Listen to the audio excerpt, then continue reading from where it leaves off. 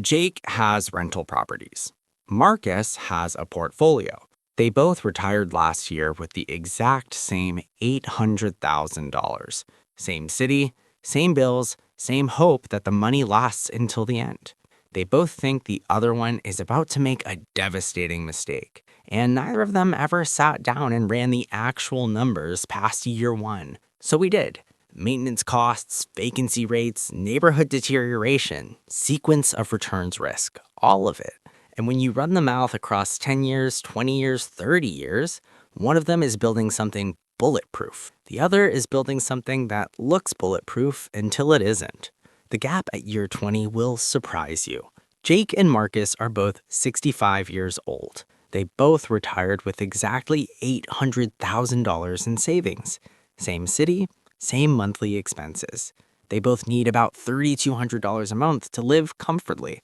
That's housing, food, healthcare, and a little travel once a year. Jake takes $600,000 of that $800,000 and buys two rental properties outright.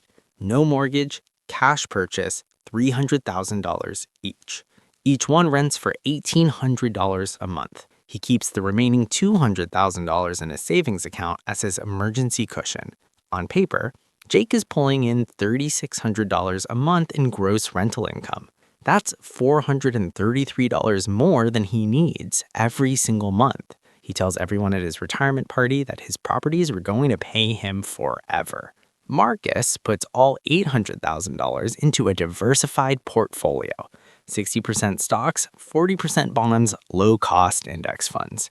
He uses what's called the 4% rule. Year one, he withdraws 4% of his portfolio.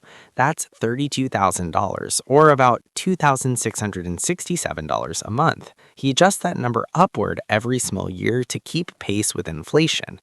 Marcus is not the life of the party. Nobody asks about his brokerage account. Nobody is impressed by index funds at a retirement party. But on day one, Jake has the better story. Jake has the better monthly number, and Jake has no idea how expensive that story is about to get. The first thing Jake learns, quietly over the first 6 months, is that $3,600 a month is not his income. It's his revenue. And there is an expensive, unglamorous, relentless difference between the two. Property taxes on both homes, $400 a month combined. That number doesn't negotiate. It doesn't care if a tenant left. It arrives every year. Insurance on 2 properties, $280 a month. Not optional, required by law if you want to sleep at night. Routine maintenance, lawn care, small plumbing fixes, a broken garage door in February. Call it $350 a month, averaged across the year. Then there's what the real estate industry calls CapEx, capital expenditures. The roof, the HVAC, the water heater, the appliances. None of these things last forever. All of them fail at the worst possible time. The industry standard says budget 1% of a property's value per year for capital repairs. On $600,000 worth of property, that's $6,000 a year. That's another $500 a month Jake has to set aside, whether he uses it or not. And then there's vacancy. No property stays occupied 100% of the time. Between tenants, between lease signings, between cleanings and touch-ups, the average vacancy rate on residential rental property runs around 8%. That's nearly a full month every year with no income coming in. On $3,600 monthly gross, that erases about $288 a month, averaged out. Add it all up.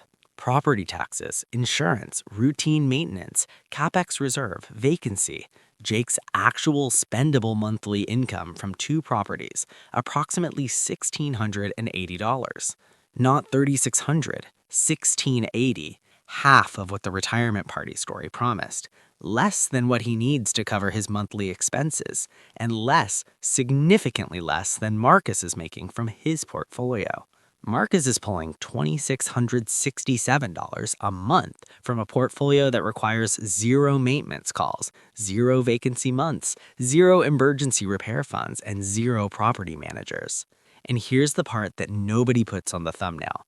Marcus's monthly income goes up every year, automatically, by design. That is not an accident. That is the 4% rule working exactly the way it was engineered to work. In 1994, a financial researcher named William Bengen published a paper that changed retirement planning forever. He went back through U.S. market data to 1926.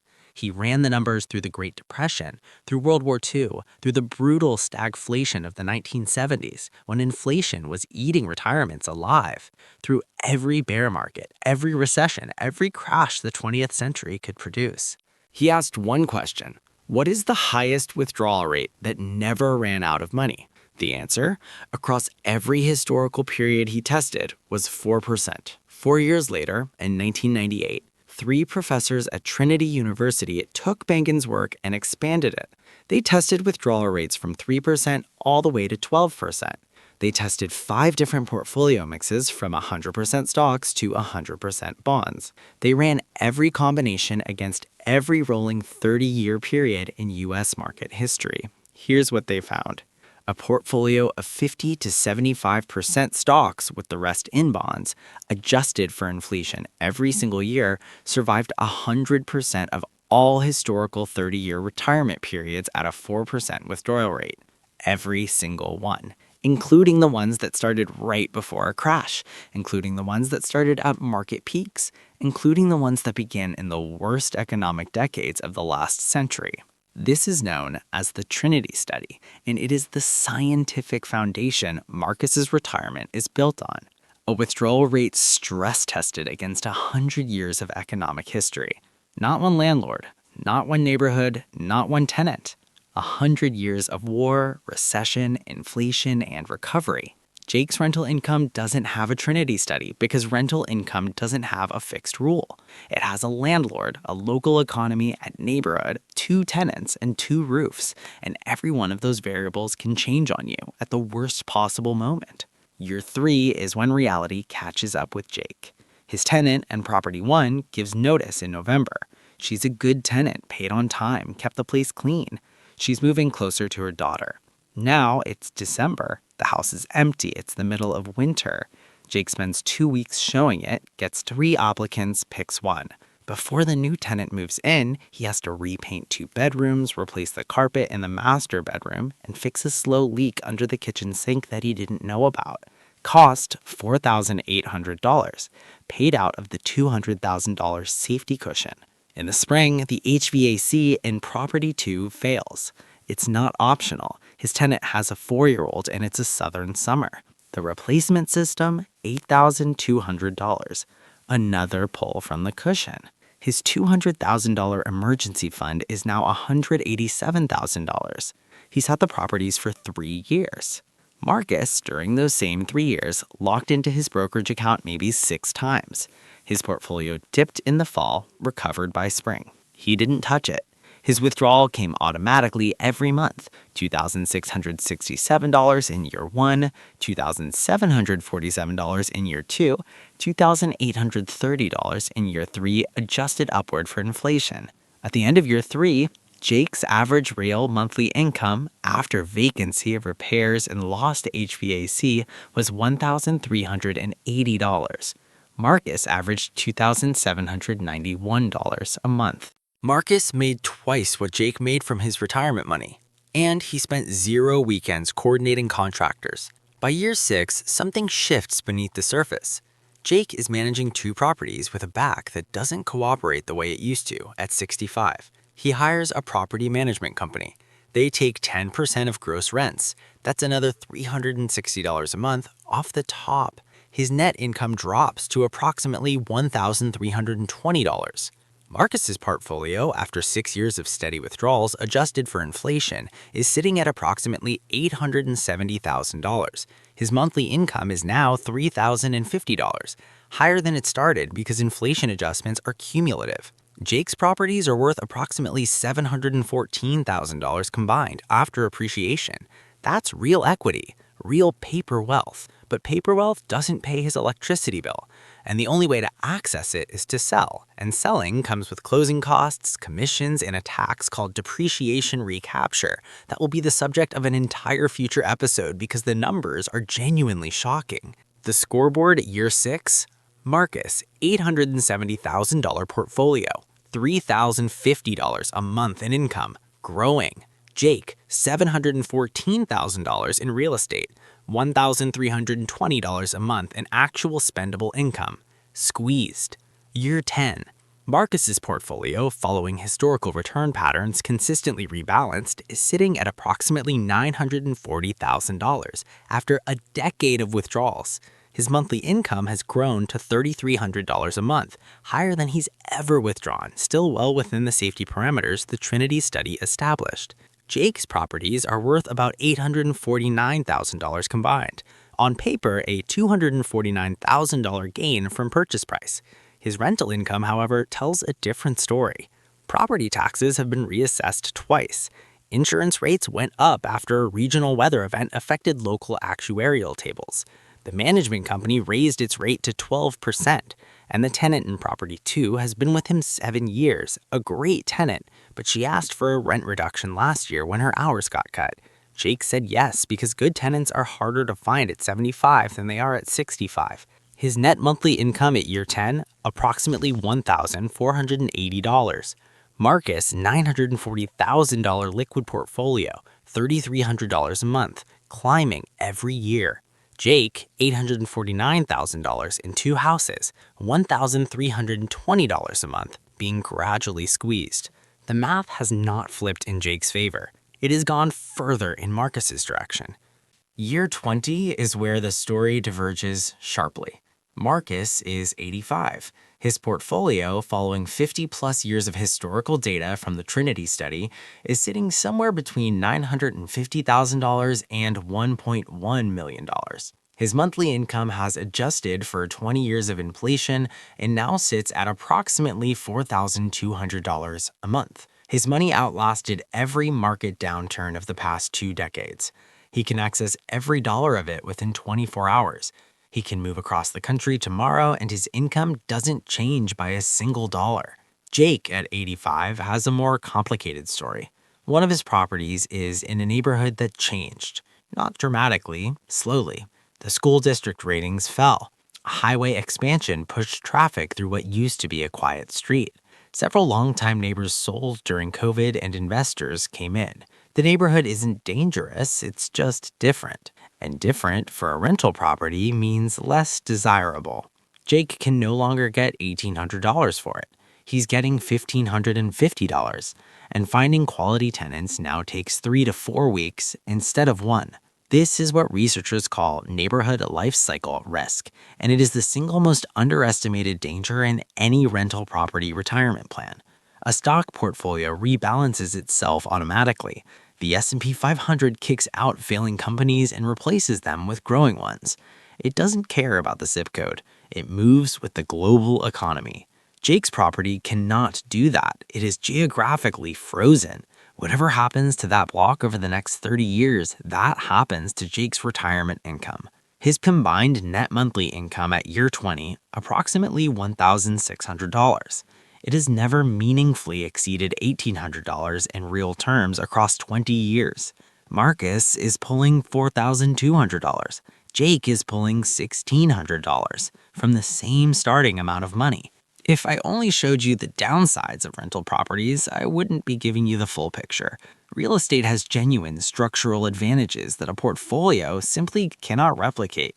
If you use leverage, a mortgage, you control a $300,000 asset with $60,000 down. Your appreciation accrues on the full value of the property, not just on your investment. That's a multiplier effect Marcus doesn't have. Rental properties also carry a powerful tax tool called depreciation. The IRS allows you to deduct the theoretical decline of a building's value from your taxable income even when the property is actually appreciating.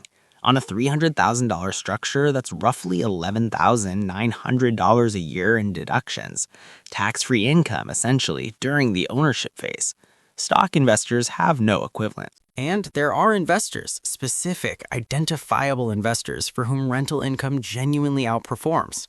If you own property in a high-demand market with structural barriers to entry, a major university town, a coastal city with strict development limits, a transit hub in a growing metro, the income can be more durable and the appreciation more predictable than national averages suggest.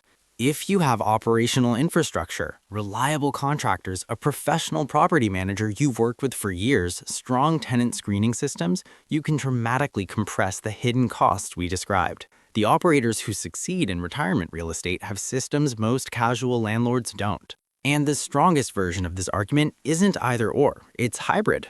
One cash flowing rental property covering your fixed monthly expenses, rent, utilities, insurance, while a separate portfolio handles inflation adjustments and flexibility.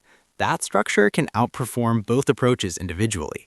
At Nate Invests, the most financially secure retirees we've profiled almost always use some version of this. Real estate is not a bad retirement strategy. It is a misunderstood one, and the misunderstanding is expensive. There are specific situations where the math genuinely favors Jake's approach. If you have extremely low acquisition costs, bought properties long ago, no mortgage, very low property taxes, the income stream can be remarkably durable. Jake's version, where we assumed market rate purchases and market rate expenses, is the version most retirees face. The version where properties were bought 20 or 30 years ago at much lower basis is a different calculation entirely. If you have a strong property in a landlord-friendly state with a history of low vacancy, the Midwest markets like Columbus, Indianapolis, Kansas City, where cap rates are higher and acquisition costs are lower, the income math can work substantially better than national averages. And if you are the kind of person who finds satisfaction in the work, who treats property management as a business, not a burden, the psychological cost of owning real estate is far lower. The numbers look better when the management doesn't feel like labor. But be honest with yourself. At 75, at 80, at 85, do you still want to manage tenants? Do you still want to field calls about broken pipes? The income has to survive the years when managing it is hardest. Jake and Marcus both retired thinking they were being smart. Jake thought he was getting paid forever. Marcus thought history was on his side. Jake was right that properties generate income. He was wrong about how much. Marcus was right that the Trinity Study is real. He was wrong to assume it runs automatically without any thought, because the 4% rule has a vulnerability too, one that destroys retirement silently. It's called sequence of returns risk, and it means that when you retire matters as much as how much you save. Retire right before a crash, and the math that works 100% of the time historically can fail you specifically, because you're selling shares at the bottom to fund living expenses, permanently reducing the base that needs to recover. The solution isn't to abandon the portfolio. The solution is to hold 1 to 2 years of expenses in cash, adjust your withdrawals dynamically, what researchers call Guyton-Klinger guardrails, and never ever sell equities at a loss to fund a vacation. That's the version of the 4% rule that survives everything. And Jake's version of rental income that survives everything? Multiple properties and multiple markets. Deep reserves, not $200,000 in savings, but a dedicated CapEx fund that doesn't get touched for living expenses. A property manager you've worked with for years, not someone hired in a crisis. And a realistic number, not the gross rent, not the optimistic projection, but what actually hits her bank account after every real cost is subtracted. The real trap isn't rental income. The real trap isn't the 4% rule. The real trap is making an $800,000 decision. The decision that determines the quality of every single year of the rest of your life, based on a monthly number you've never pressure tested across 20 or 30 years. Jake's $3,600 became $1,680 after the math. Marcus's $2,667 became $4,200 after 20 years of compounding inflation adjustments. One number was climbing. One was being quietly strangled by the real costs of a very real asset in a very real world. That's the only math that matters at retirement. And at Nate Invests, it's the only math we run. Next time, if you think the 4% rule is the safe conservative choice that never fails, wait until you see what happens when you retire at exactly the wrong moment. Sequence of returns risk is the silent killer hiding inside every retirement plan. And the math on how to protect yourself from it will change how you think about every number you've ever been given. That's next.